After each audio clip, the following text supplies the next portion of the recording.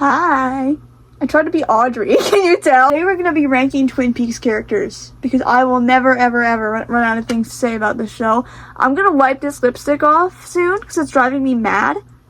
Place your bets below on how long it'll take me before I wipe it all off. Also, I want to get an obvious out of the way first, because it's something that could affect my view on characters too. This is about the characters, not the actors who played them. I know that can kind of taint somebody's view on a character, like, it happens to me all the time, but, like, not the actors. Not the actors. Okay, this was like the 80s and 90s. People did some weird shit back then, and then they grew up to do some even weirder shit later, okay? So, we're gonna separate the art from the artist. Alright, okay, cool. Before we start, I'd like to give a big thank you to the kind of sponsor of this video, Legion Esoteric. Legion is an indie art-based collective made by artists for artists. It is currently operating out of Georgia and is planning on infecting many other states. I personally am a little bit biased because I do play a big part in it, not to brag. I'm a social media manager, I'm a creative strategist, I get a lot of ideas. I see little places I like, I go, hey, we should take pictures of it, and then we do, and it's awesome, it's great fun. In the recent age of AI slop, we are hoping to be a refreshing breath of fresh air at a time where creativity is needed most. So yeah, if you're interested in writing some songs, or making some drawings to help us out with some of my friend Daniel's music, or your own music, or your friend's music, contact us, we're happy to help, dude! Alright, back to the video, woo! I had to make this video in a very weird way, because I don't have, like, 2 monitors or anything, so I couldn't film myself talking and, like, doing the tier list at the same time.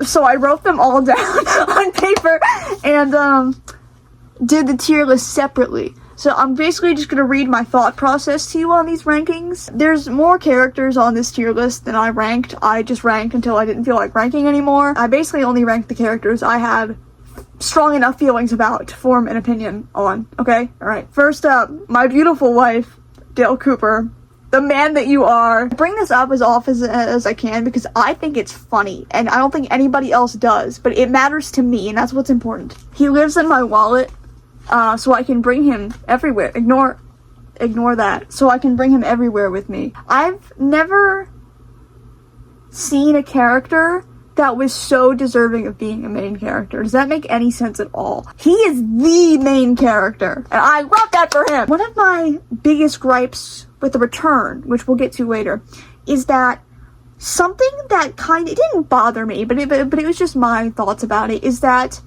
because he was on screen for most of The Return, I kind of lost the original sense of just hope and relief that I had when watching the first 2 seasons, because we spent more time with other characters. We do spend time with other characters in The Return, but I don't know, because then in the first 2 seasons I was like, oh my god, Cooper's back, he's gonna save the day. Like, you got a break, and then when he came back, it was like, oh yes, thank god, you know, he's gonna save everyone.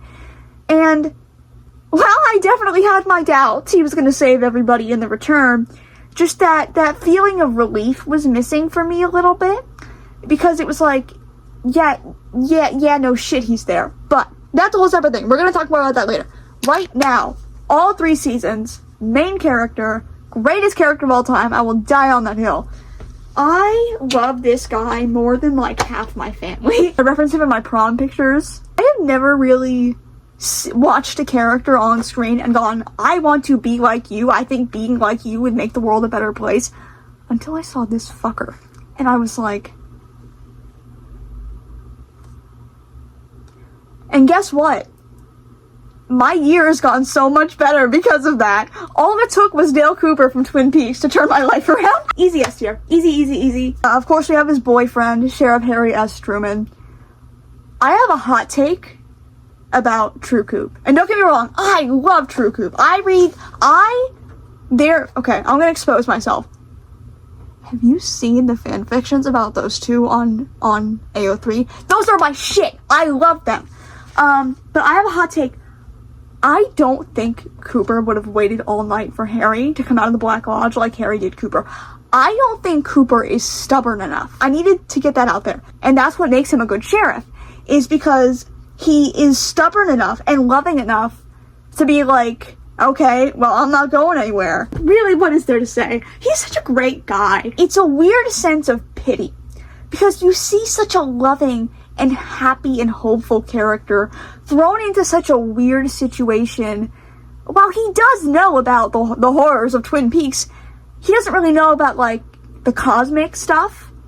And he's still trying to, like, lovingly, stubborn sheriff his way out of it. And it's like, you can't do that. That won't work here. I'm sorry. S is for Sheriff Harry S. Truman. Audrey Horne. I mean, look at me. I love Audrey so much. She makes me so sad. The more I think about her, the sadder I get. She makes me sadder than Laura. Yeah, I said it. Like, at first I thought I would dislike her because she was a little shit. And then I was like, wait, she's so sweet. Did you see my eyebrow? That was her possessing me right then. That's how powerful she is. She was neglected and ignored by her father, and she desperately tried to make up for it by seeking out a relationship with a much older man just because he listened to her. She didn't need a boyfriend. This is to all the Audrey and Cooper shippers. She didn't need a boyfriend. She needed somebody to listen to her. He says it best. What you need right now is a friend, and he was right. She tried so hard. And the thing is, she never ends up happy. She ends up with a bum of a husband. She can't even do her little dancey dance. She never ends up happy, and I think that's what really gets me about her character. She makes me so sad. She never ends up happy, and she tried so hard, and that's what really gets me. I know for a fact, and I've said this since I watched that reveal, there was a little closeted lesbian somewhere in the 90s who loved the idea of Donna and Audrey together. And then when that episode came out, they were devastated. That's my headcanon. If you lived through that, let me know. That's so fucking funny. Easy S here. I love her so much. Donna and James. I'm ranking them as one because I have most of the same thoughts about them. Donna is far more tolerable than James, but at the same time, I feel like I would have put them in the same spot if it weren't for Fire Walk with Me. Fire Walk with Me completely changed my view on Donna's character. There are times when I really like her. I liked her relationship with Harold. Was it healthy? No. But it's Twin Peaks. Nobody in this damn town is healthy. And we'll get into why later. Because when we do see James in Fire Walk with Me, we see way more of Donna. And it seems like Donna actually changed between Fire Walk with Me and the main series, and it seems like James did not. And they're tolerable when they're apart from each other, but when they're together, they're insufferable. And when she's like, oh, this is about us. No, it's not! I feel like I would like her a lot more if her feelings about James were directed towards a character I actually liked. James's biggest crime in a town full of such interesting people is being fucking boring. Like, did I feel bad when he got, like, low-key groomed? Of course I did. But it's like, I would feel bad for anybody. You're not special. Sometimes I just want to get on my bike and go. And it's like, alright, go. Knock yourself out. Shelly Johnson, the woman that you are. I love Shelly. I love seeing her be happy. And that's going to affect my rating on Bobby in a bit. I love seeing her succeed and smile. Because she's beautiful. First of all, gorgeous. Holy shit. Like, every time I look at her, my hair blows back, and more than a feeling plays. You know what I mean? There's a little sparkle in my eye. She is doing her best. I feel like Shelly is the one character that is so widely loved. Everyone loves Shelly, and I do too. S is for Shelly. Bobby. What the fuck was his deal? You remember when he barked at James? Why did he do that? Every time he's on screen, I feel like I'm tripping. Because it's like, why are you like that? I think he's funny. But at the same time, it's like, if I met you in real life, I probably wouldn't like you. So I don't know. One huge thing about his character that is never addressed again is that he canonically kills someone. And it's deserved, but you still kill someone. And guess what? Guess what happens later? He becomes a cop! How do you go from killing somebody over drug money that you are very involved in to being a police officer? That is crazy to me. Bobby's an enigma. Bobby, Jesus Christ. We have Annie. I think she's just darling. I know a lot of people dislike her, and I said this in my Cooper analysis video. I can understand that. Some people could argue that she was a rushed introduction, but I feel like she has so much personality and joy in her heart that it makes up for it. Or it's like, yeah, I didn't see much of you on screen, but every time you were on screen, I was happy that you were there. So it makes me want to root for you. I think she's a cutie. A is for Annie. Benjamin Horn. No. I don't like how, I keep saying this. You're gonna see later, I do actually enjoy The Return. Okay? I do enjoy it. This is not a David Lynch problem, this is a me problem. Even if it's not my thing, it's David Lynch's creative vision, and I respect the shit out of that. I really dislike how they just made him out to be like a kooky old man in The Return when he canonically slept with teenage girls. D tier. And you know what? I'm putting Catherine there too. Catherine's going with him. Because there is a very fine line between being a diva and being a bully. And 90% of the time, Catherine is being a bully. But it's also like, she danced with Leland when he was kind of losing his mind. But at the same time, it's like, was that for the business or was that to make him feel better? And so it's like, I don't know. She also did Yellowface. That was a crazy fucking plotline. What was that plotline? I don't like Catherine. DQ. Since we're talking about Catherine, Pete. On my first watch, I didn't care for him very much because I was so focused in the story that every time he was on screen, I was like, what are we doing? Why are we spending time with this oaf? I want to go back. Why? We have more important matters to attend to. But on my rewatch, I found him to be a very, refreshing break from everything that was happening.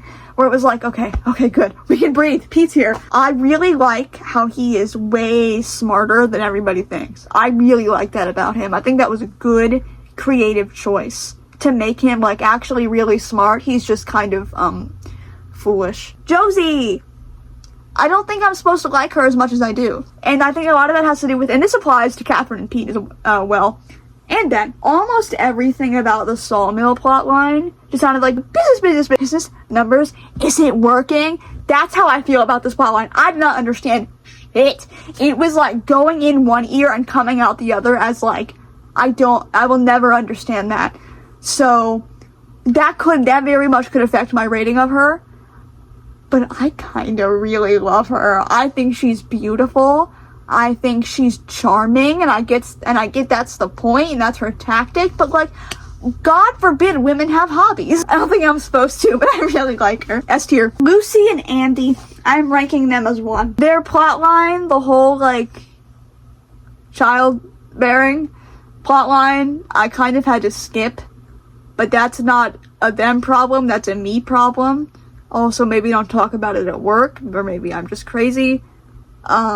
It's just not my thing. I got embarrassed. I think that's the point. I like how everybody is really patient with him, except for Albert. I like how everybody's really patient with him overall too. They're fine with him being kind of weird. The first thing I ever said to anybody about this series is that everybody should be nicer to Andy, and I still stand by that. Lucy Moran, Queen of Sweaters and the Telephone. She's going next to Andy in A tier. Let's go. If you hate her, you will die and go to hell. Hell's not real, but they're opening up shop just for you. Oh my god. Albert Rosenfield. I didn't like him.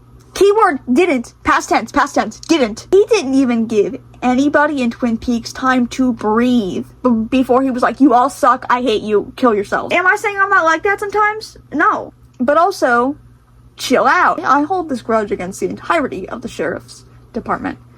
One thing I never see spoken about enough is during Laura's autopsy, and they get a call that, Albert's acting up. They're like, come get your guy. So they go to get the guy.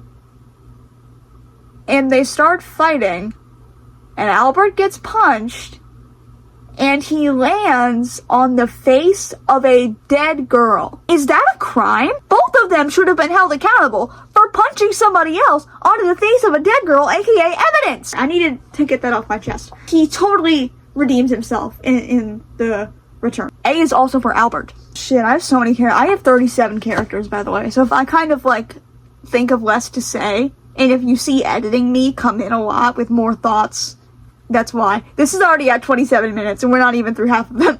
Nadine. I don't have any thoughts on Nadine, because I think that if I tried to form one on her, my brain would explode. I saw a TikTok that was like, what fictional character do you think would survive the wilderness in Yellow Jackets? And I said Nadine Hurley. And I fully believe that. She is the perfect amount of insane. And when she gets super jacked, C tier for Nadine?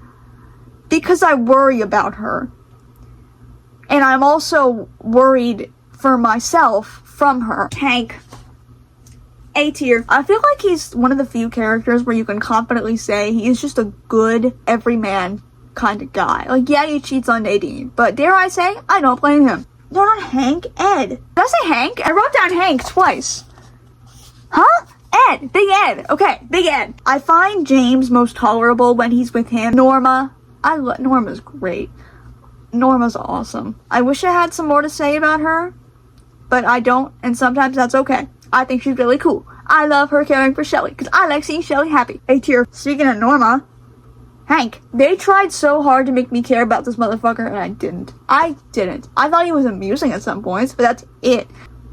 Jacoby. You seen that tweet that was like, everybody in Twin Peaks is the way that they are because this was their only source of mental help? Yeah. I feel the same way about Jacoby that I do with Ben Horn. I will not elaborate. He's going to C tier. C is for coconut. Gordon Cole. Okay. I'm gonna hold your hand when I tell you this. I didn't like Gordon Cole at first. I didn't. And the whole time, I was like, all this guy does is yell. And I realized later it's because he reminds me of my grandfather, who granted is a good guy, exhausting to be around. And I was like, why does everybody like Gordon Cole so much? So I Google, who plays Gordon Cole? And I was like, and mind you, this was after David Lynch died. So I felt like an awful person. You remind me today of a small Mexican chihuahua. Makes my ears hurt a little bit. So, B tier. Top of B tier though. B tier is good. Maddie.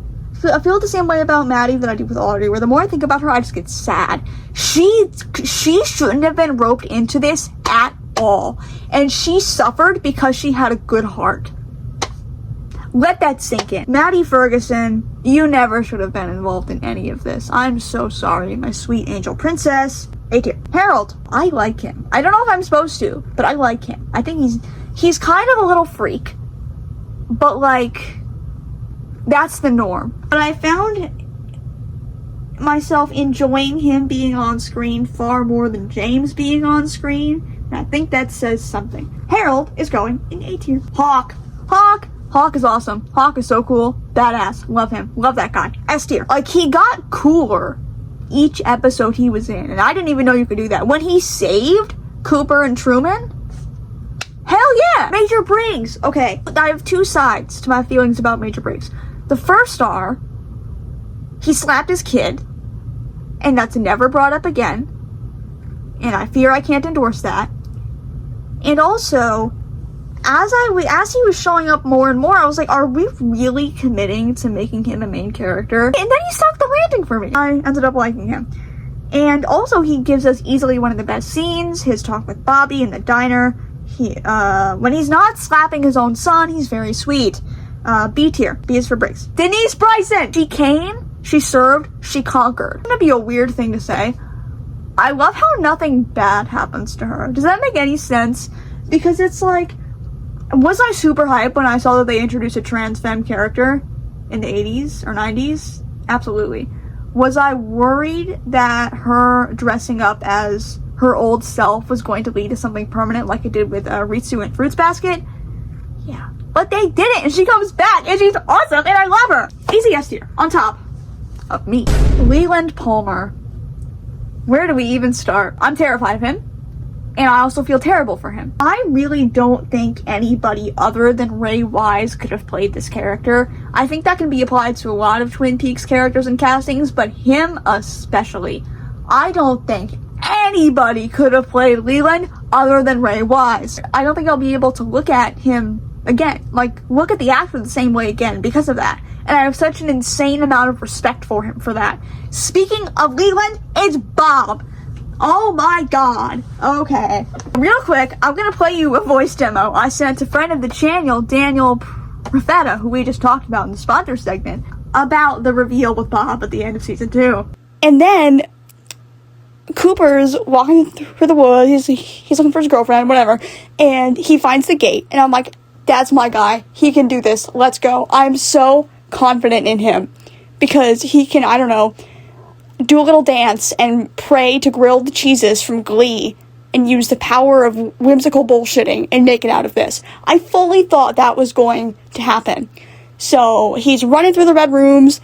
His doppelganger's there. And I'm like, okay, I'm a little skeptical now, but he's a cool guy. He's got this.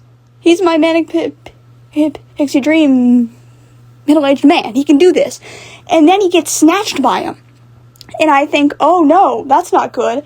But maybe it's like Omori, where the only way, you can really move on is you have to destroy the evil version of yourself. And so that's what I thought he was doing. And then we cut back to his little hotel room. I go, yes, that's my guy. I'm so hype. And then he gets up. He's like, oh, I need to brush my teeth. I'm like, hell yeah, autism. And then he says it in the exact same tone. The second time, I go, oh no. And then we get a continuous shot of the camera following him into the bathroom. And then it lingers on his reflection. I said, no, not my guy. They brought back Bob and they brought Bob. I can't even talk. I'm this distraught. Why would they do that to me? I wasn't happy. Correct me if I'm wrong. This is, I very well could misspeak, or there could be a canon thing that I just didn't know. I always interpreted him as, the cycle of abuse, especially child sexual abuse, being passed down. Leland talks about suffering that same torture that he ends up putting Laura through.